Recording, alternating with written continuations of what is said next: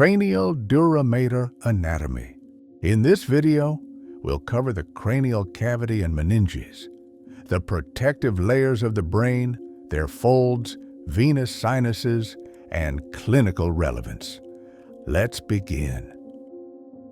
The interior of the cranial cavity is lined by the dura mater, and the surface of brain is covered by the pia mater.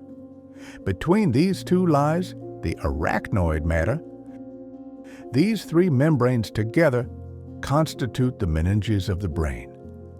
The arachnoid mater is connected to the pia mater by many fine filamentous processes. These two membranes are held together and closely associated with the brain, and therefore discussed with the brain. Dura mater.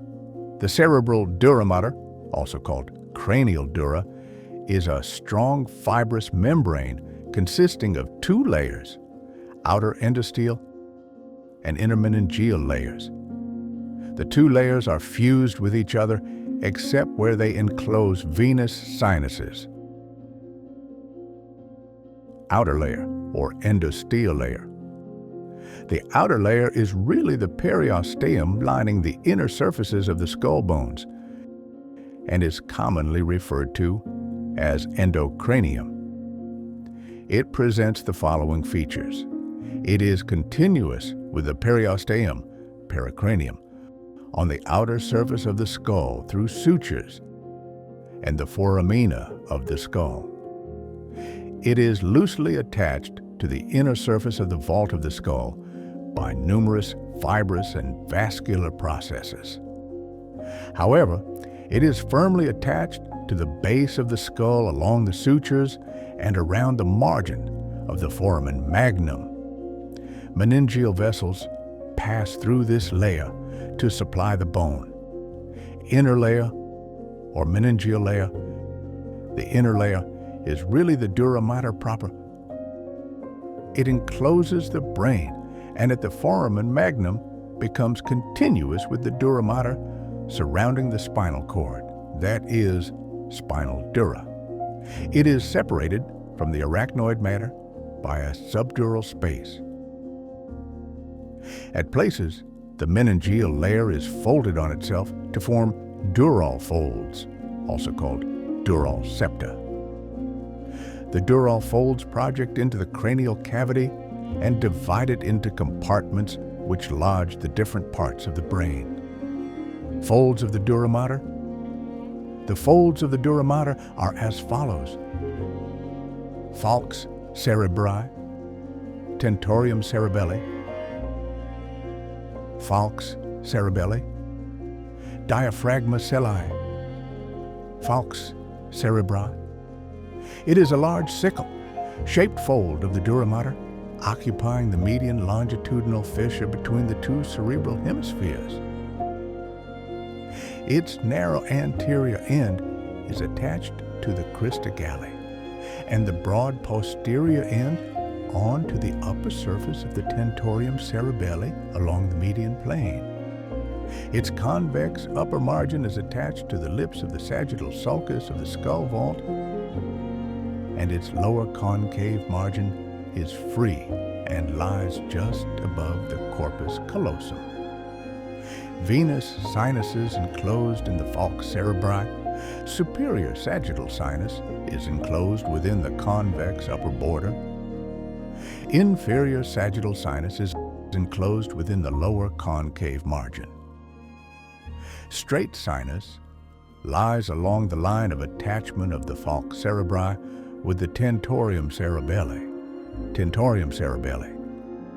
It is a tent-shaped fold of the dura mater, forming the roof of the posterior cranial fossa. It separates the cerebellum from the occipital lobes of the cerebrum. It has two margins and two surfaces. Margins.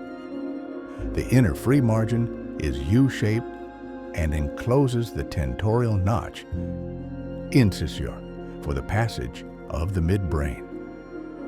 The outer attached margin is convex and attached on each side. From before backward, to the posterior clinoid process, the postero-inferior angle of the parietal bone, the lips of transverse sulci on the occipital bone. Surfaces. The convex upper surface slopes to either side from the median plane. In the median plane, it provides attachment to falx cerebri. The concave inferior surface provides attachment to falx cerebelli in its posterior part. Venous sinus enclose the tentorium cerebelli. Transverse sinus near the posterior part of the attached margin. Superior petrosal sinus near the anterolateral part of attached margin. Straight margin near the line of attachment between the Falx cerebelli and the Tentorium cerebelli. Falx cerebelli. It is a small sickle-shaped fold of the dura mater in the sagittal plane projecting forward in the posterior cerebellar notch. It extends from the external occipital protuberance along the internal occipital crest to the posterior margin of the foramen magnum. Venous sinus enclosed in the Falx cerebelli, occipital sinus, along with its posterior attached part. Diaphragma sellae.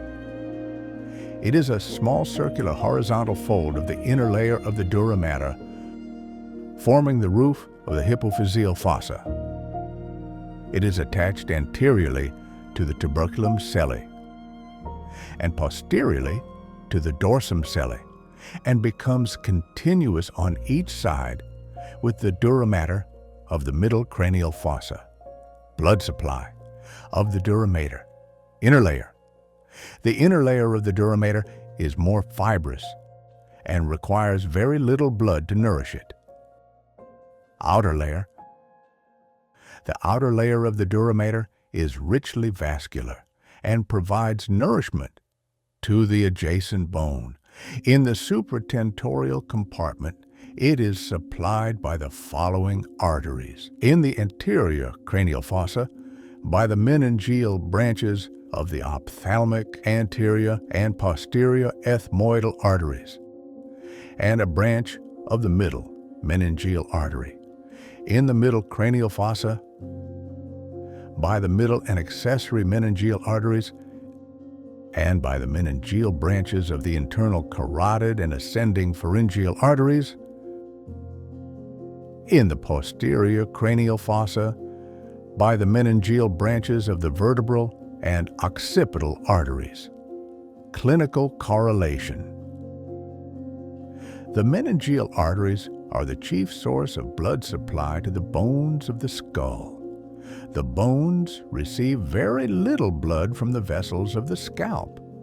As a result, scalping does not produce necrosis of the underlying bone. Thanks for watching. If you found this video helpful, don't forget to like, share, and subscribe for more clear and concise anatomy tutorials.